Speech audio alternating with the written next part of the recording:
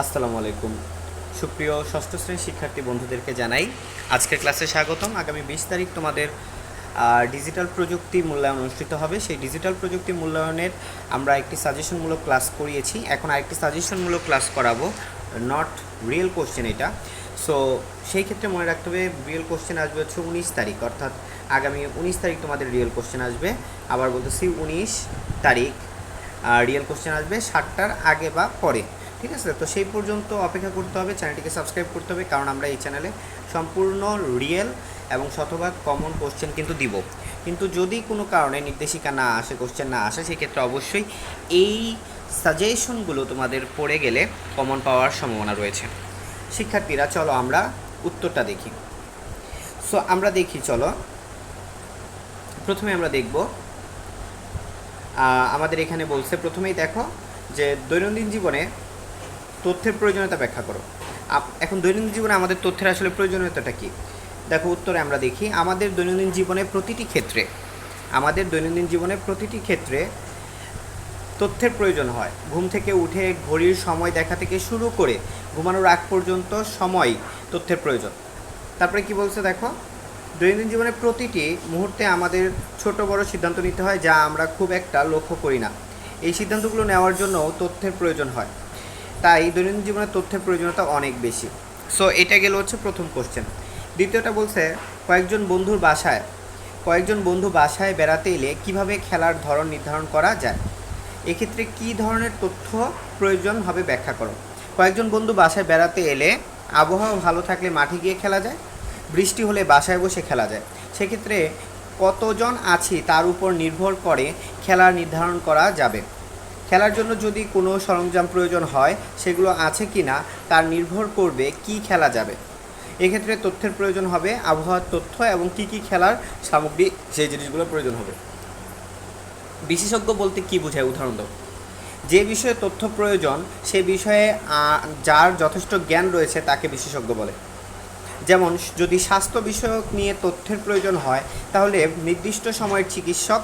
কৃষি বিষয়ে তথ্যের প্রয়োজন হলে উপজেলা কৃষি বিশেষজ্ঞ আর কি। আর অভিজ্ঞ ব্যক্তি বলতে কি বোঝায়, উদাহরণ দাও। যে বিষয়ে তথ্যের প্রয়োজন সে বিষয়ে যার অভিজ্ঞতা রয়েছে তাকে অভিজ্ঞ ব্যক্তি বলা হয়।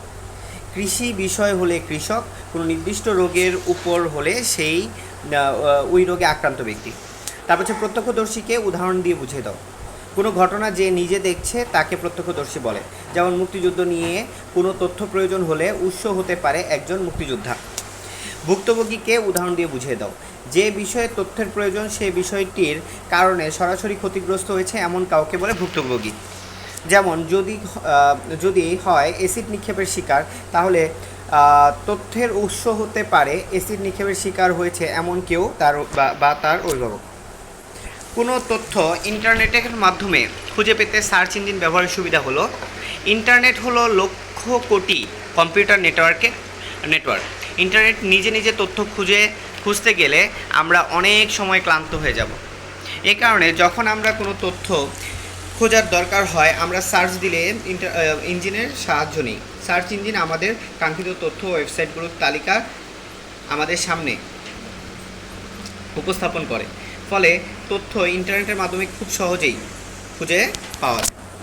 তো এবার 8 নাম্বারটা দেখো, সার্চ ইঞ্জিনের মাধ্যমে তথ্য খোঁজার পদ্ধতি লিখো। ওই তো সার্চ দিতে হবে, ঠিক আছে? সার্চ ইঞ্জিন ব্যবহার করা খুব সহজ। প্রথমে যে কোনো ব্রাউজার ওপেন করে সেটার অ্যাড্রেস বারে, আমি বলতেছি সেটার কী বারে, অ্যাড্রেস বারে যে সার্চ ইঞ্জিনটি ব্যবহার করা হবে তার ঠিকানাটি লিখতে হবে। এরপর এন্টার চাপ দিলে সার্চ ইঞ্জিনটি চলে আসবে। সব সার্চ ইঞ্জিনে তথ্য খোঁজ করার জন্য একটি জায়গা থাকে, সেখানে কাঙ্ক্ষিত বিষয়বস্তুর নাম লিখতে হয়। তারপর এন্টার চাপ দিলে যে ওয়েবসাইটে সেই কাঙ্ক্ষিত বিষয়টি থাকতে পারে তার একটি বিশাল তালিকা চলে আসবে। এরপর ওই তালিকায় ওয়েবসাইটগুলো ব্রাউজ করে আমরা আমাদের প্রয়োজনীয় তথ্য খুঁজে নিতে পারি। পৃথিবীর জনপ্রিয় 5টি সার্চ ইঞ্জিনের নাম লেখো। ইম্পর্টেন্ট কোশ্চেন, ঠিক আছে? 3 স্টার দিয়ে দিলাম, এটা খুব ইম্পর্টেন্ট কোশ্চেন। তো পৃথিবীর 5টি সার্চ ইঞ্জিন গুগল আছে, ইয়াহু আছে, বিং আছে, তারপরে বাইডু আছে, তারপরে ask.com আছে, তোমরা দেখতেই পাচ্ছ। এরপরে বিষয়বস্তু বাছাইয়ের ক্ষেত্রে কোন বিষয়গুলো প্রাধান্য দিতে হবে। দেখো কোন বিষয়গুলো প্রাধান্য দিতে হবে।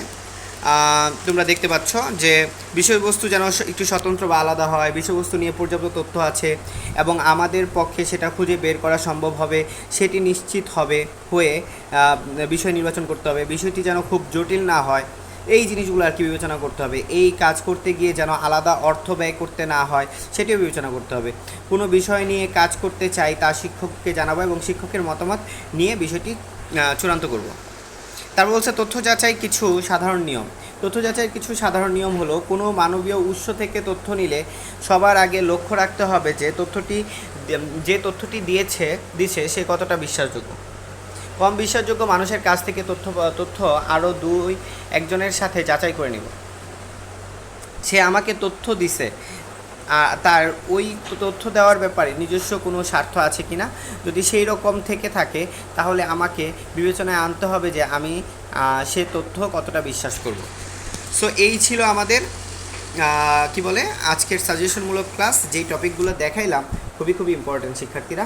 সো সবাই নির্দ্বিধায় পড়ে ফেলো, মুখস্থ করে ফেলো, কারণ তোমার শিখতে হবে, ডিজিটাল প্রযুক্তির এই জিনিসগুলো শিখতে হবে, একটু পরিশ্রম করতে হবে। এবং অবশ্যই সাবস্ক্রাইব বাটনে ক্লিক করো যেন তোমার এই ভিডিওর পাশাপাশি অন্য ভিডিওগুলো তোমার চোখের সামনে চলে আসে। বেল আইকনটিও বাজিয়ে দিও। আল্লাহ হাফেজ।